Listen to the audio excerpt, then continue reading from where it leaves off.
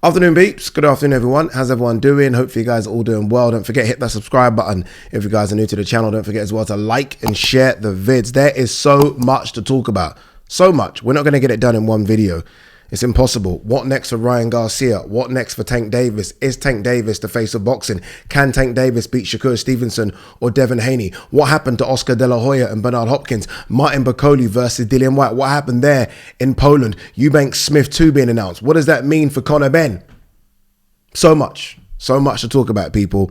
So expect so many videos. I'm not joking. We're going to probably put up like 7 or 8 videos in the next 2 days. So you guys have been moaning that Ade doesn't film enough. There you go.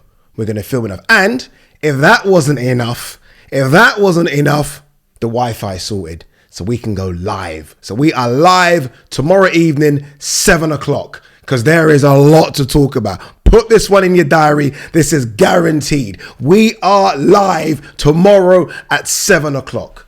I can't wait. Where should we start? What should we talk about? Should we talk about my trip to Vegas first? Should we talk about that and how just incredible that was? I was only there. When did I fly into Vegas? I flew into Vegas Saturday morning. I got into Vegas 8 o'clock Saturday morning and I left Sunday evening. So I was there for like 36 hours. But it was just incredible. Like, I was watching the fight. I'm a bit like you guys still. Like, I see someone famous, I try and pretend I'm not starstruck. I'm starstruck. So Conor McGregor was that close to me. That close. So right after the fight, I went to like this VIP area. I mean, luckily we were able to get some sort of DAZN hooked us up with these wristbands, and so did Showtime. So we're in the VIP area and Conor McGregor just walks in. So like, it's weird because security like, okay, someone's coming. And I'm like, who's coming? Conor McGregor walks in. I kid you not. I'm not making this up. Wouldn't lie to you people. I kind of like, what's up, Conor? I think he thought I was going to dab him because I kind of had my hand out and he put his hand out to dab me and I didn't dab him. I was like, oh my God, I missed an opportunity to dab Conor McGregor. I'm a big Conor McGregor fan. He looked high as a kite as well. I was watching the fight with Kate Abdo, Ariel Helwani. You guys should know who Ariel is, MMA guy, and Sean Porter. And I had to kind of just check myself for a few seconds. I'm like, I'm watching this fight with Sean. Me and Sean are watching the fight like a live watch along, just breaking the fight down. And boxers, smart boxers are they're so interesting to watch a fight with. And I say smart boxers because you get boxers that don't really care about boxing. You get boxers that study the sport. Paulie Malignaggi, Andre Ward, Sean Porter's in that bracket. He was literally telling me what was going to happen. And it happened. I was like, my God, you're a genius. Like, he was literally telling me exactly what was going to happen. Like, the time when Ryan was just overcommitting, Sean was like, he's going to get knocked down. And I was like, oh my God. Looked at Sean like, what? Genius at work. But yeah, I had to kind of I was like, I'm watching this fight with Sean Porter, Kate Abdo and Ariel Helwani. We're just watching it together. And I'm like, this is weird. This is very weird. Everyone was there. Like, everyone, people I don't know. Like, again, in that VIP room, I mean, people were wearing Rolexes like there were Casio watches. Everyone was there. Like, who are these people? NFL superstars were there. Caleb Plant was there. I got introduced to him, very nice guy. Introduced to Danny Garcia, very nice guy. It was surreal. Incredible atmosphere. Like, I was there. This is why I loved it. And you guys will understand. If you watched a Michael Conlan, Lee Wood fight, you know where I'm going with this. When it's a split crowd, nothing beats it. I've been to Vegas a couple of times to watch fights. Canelo Golovkin, Canelo Bivol, 99% of the crowd's Canelo. So when he comes out, the atmosphere is amazing, but I love a football atmosphere where it's kind of split. Football fans go at each other. Ryan walked out and I was like, oh my God, this is incredible. You know, a few cheers, obviously some boos. Gervonta walked out, same. A few cheers, some boos. I was like, this is what it should be. That this is it for me, where it's a split crowd, it's 50-50, and just the energy in that building was insane. Honestly, insane. I've never been so hyped waiting for a fight to go. Like, oh my God, this is, you know, when you're on the edge of the seat. I don't know where you guys were watching it, but again, I always say this, that feeling in your stomach, like, oh, here we go. You're like, anything could happen here. And look, Ryan started fast. And this isn't a dig at Ryan, because look, I don't box. You know, I fucking, what did I have? 2 amateur fights, you know, hit the bag in the gym. I'm not a boxer, but I watch Ryan fight, and I don't look at someone that's been boxing since they were 8. You know, this is someone that's just become so overconfident with his speed. I think he's almost forgot his fundamentals. Like, I was watching him thinking, dude, I'm watching you and I'm reading you. I'm reading what you're going to do. Because that right hand, big left hook, this first knockdown, he threw that same combination 3 times in a row. And I'm like, a really good boxer is going to read that. Gervonta Davis, we know, is a really good boxer. Read it. I'm like, what's he doing? What's it? Anyway, let's rewind a bit.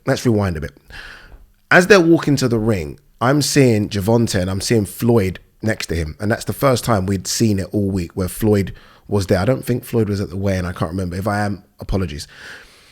But Floyd walking him to the ring, I was praying to God. I don't know why, but I was praying to God for Ryan's sake that Canelo was just going to appear somewhere.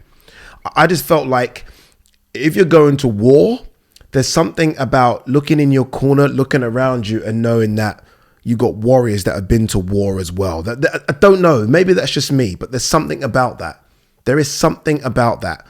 And when I saw Gervonta have Floyd in his corner, bear in mind, you know, these guys have beefed recently. You know, he's not with Mayweather Promotions, but it's almost like Gervonta was like, this is my big thing. This is my big opportunity. We're going to war. I need you there. I want you there. You know, there is no, Leonard Ellaby isn't part of Gervonta Davis's team anymore, nor is Floyd, but you know what? They've come up together.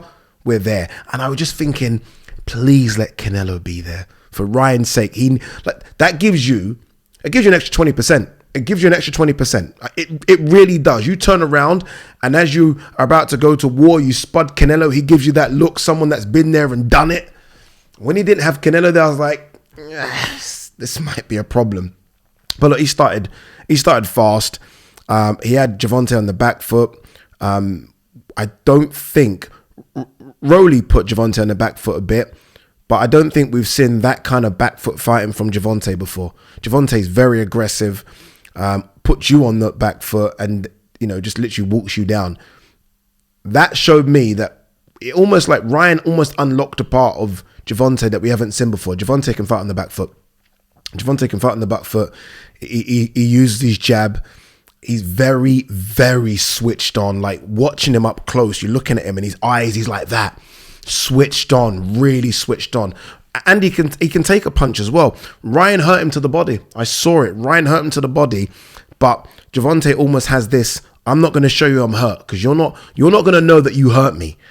It's just he's a killer. That kid is a straight killer. And Ryan just made too many mistakes in that fight. He overcommitted, relied on his speed. That right hand is just, I don't get it, you know.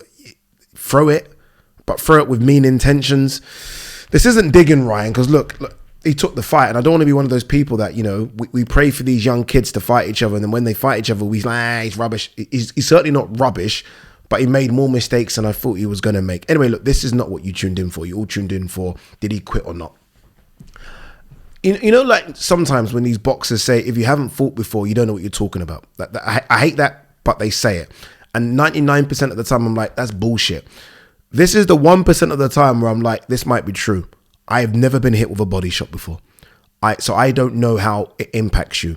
We've seen some guys get up from body shots. We've seen some guys not. Most times, though, when guys don't get up from body shots, they are rolling on the floor and you can see the agony on their face. Matthew Macklin, when Golovkin bodied him. Bernard Hopkins, when he bodied Oscar De La Hoya. You know, we see it. Ryan Garcia, when he bodied Luke Campbell. You almost see it where you could count for fucking 50. They ain't getting up. Sometimes they do get up, though. Marcus Maidana, Amir Khan. Some people get up from them. The thing about Ryan is that Ryan got up at 10. Like when the ref said no, it's not like he stayed down and was like, I'm still in trouble here. He just got up. And I was like, whoa. So you can get up. Does that make any sense? I hope that makes sense. So it's not like the referee counted him out and he stayed down, so he certainly can't get up. He's fucked. The referee counted and he got up. So you might have thinking, well, so you can get up. Now, obviously he was in so much pain that he didn't want to continue. So look, the idea is, well, yeah, I got up, but I didn't want to get up and continue fighting. I don't know how I feel about that. I don't know how I feel about that. I've asked a question to fighters. Again, I'm not that. Most of you watching this aren't that. So I asked Sean. Sean was there watching it with me. Sean was like, "No, you got to get up and fight. A fight of this magnitude, you just somehow got to get up and fight." Spoke to Joe Cordina yesterday. Joe Cordina said, "You'd have to nail me to the fucking ground." He said, what did he say? He said, "My dad would be watching me. I've got to get up." Tony Bellew, you're getting up. Like, you have to get up. And they've all experienced body shots. Like, we have to get up. You just have to. A fight of that magnitude, you have to get up. And look, people are going to, it's certainly not a quit, but it's almost a case of a not continue. I didn't want to continue. It was a strange one, a very strange one. The reaction was so delayed, wasn't it? So he got hit and it was like, oh, I'm feeling it. I go down. Look, I think he went into the ring, and in fact, I know he went into the ring with a cracked rib. Hence the rumors or the allegations of there's a mole in his camp, and Gervonta knew about it as well, which I think Gervonta did, and Gervonta obviously took full advantage of it. But I think a lot of fighters would have got up. Like, a lot of fighters would have got up, a lot. But look, again, you know, I do defer to the fact that I'm not a fighter, and people always tell me those body shots are the killers, and so I'm not going to even diss a man. But I would have expected in a fight of that magnitude for him to somehow have sucked it up somehow and continued. This link up with Joe Goosen, not convinced with it either. Not convinced. I love Joe. I think Joe Goosen's one of the old school ones, right? And these old school trainers are good trainers, but like, he was just making so many mistakes. And look, sometimes I want to give credit to Gervonta. Like, okay, he's making mistakes, but you're only seeing them as mistakes because Gervonta's capitalizing. But man, like that, the way in which he throws that hook, and he even done something, like there was a thing where he did where he kind of, like, Gervonta was hitting him and he kind of just like, almost a bit like what I would do. You know what I mean? Someone's hitting me in the street and I can't defend myself. I'm like, oh, okay, no, enough, stop. Done that a few times. I'm like, that's strange. That's strange. But look, well done to Gervonta. Well done to both of them. Obviously, Ryan had to sacrifice a bit to make this fight happen in terms of the rehydration clause, etc., etc. But sometimes, in order to make these fights, someone's got to give up something. So congratulations to both of them for giving up a little. And look, both of them would have made a lot of money. It was a massive fight. And both of them move on to good things. Look, I'm going to do videos on what next for Ryan and what next to Tank. And look, options for both of them are very good. Obviously, options for Tank are a bit better, a bit bigger. Options for Ryan, who now said he's going to go to 140, are still very, very good. Ryan's a superstar. So Ryan can be in big fights. He's still very, very young.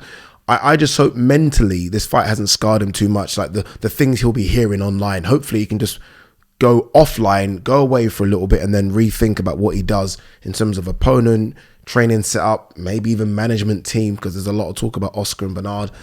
But he was in a massive, massive fight, and maybe just the magnitude of it got to him a bit. I saw him at the his post-fight party. You know, I thought it would be rude not to go, because everyone would turn up when it wins. I think sometimes you got to show a fight of respect when he loses. So me, Ak and Barak went, had a conversation with him. Like, he was just like explaining about the mole in his camp and stuff. And he was just saying it was great to be in a big fight. And he was very, very cool about the defeat. Like, you know, I lost. And I wanted to see that, because I was like, okay, cool. Because I thought he might just vanish and disappear. And, you know, again, we know he had some issues outside the ring, 2 years ago, last year, 2 years ago. So I wanted to know that he's okay. Chris Eubank Jr. was there as well. Spoke to Chris, briefly. He said he's on his way back to the UK, hence why I knew about the Smith fight. But Chris went there and, you know, congratulated him as well. It's one thing losing, and this goes to Chris as well, but it's another thing being in these big fights. It's another thing, like, I don't mind you losing when you're in a big fight. I can't come on and destroy you that much. You're in them. I hate fighters that talk and we don't see these fights. At least these guys are in the big fights, whether it be Chris against Liam or Ryan versus Gervonta. But no, look, it was great. I enjoyed it. And like, I look forward to more big fights like that. Nothing better. Like, I'm a big football fan. You guys know that I love MMA. I love most sports. Nothing better or bigger than a big fight. There isn't. Honestly, there isn't. You know what was interesting as well, by the way? Like, I don't think we see it with big UK fights. Like, all the superstars that were there, and I'm talking like Wilder was there, the Charlo, everyone was there, right? They just go out. So once the fight finishes, they don't go like this secret back way, get in their car and vroom. They literally go out to the fans. It's hard to explain. Like, so I was watching Deontay Wilder and I was thinking, okay, he's definitely going to do a left and go to his car with private security. He went literally out into the crowd, taking photos of everyone. The Charlos did the same thing, Devin Haney. I'm like, wow, this is very interesting. Very interesting. Like, and again, normally it doesn't happen, does it? The stars just disappear. But these guys, these stars, it's almost like they want the photos taken of them. They want all the adulation. They love it all. Again, some people I didn't know were getting photos of taken of them. They were big, so I'm guessing NFL stars. But it's very interesting because you don't see that here. Like, even at AJ's last fight, the football stars literally back exit, beeline, gone. Don't see him. Don't mix with the fans. These American fighters or American stars, singers, rappers, whatever, they go straight out and they want to be amongst it. Don't get me wrong, they've got their security with them, they're not there themselves, but the fact that they're out there taking photos and staying for hours, just chilling and talking and doing the YouTube stuff, I love that. Love to see it. All right, anyway, look, guys, we're live on Wednesday. Trust me, we're live, 7 o'clock. Put it in your diary. But what we'll also do is so many more videos. Literally, I'm going to finish this, upload this, and then I'm going to fucking pump the videos because that's what we're going to do. Peace and love.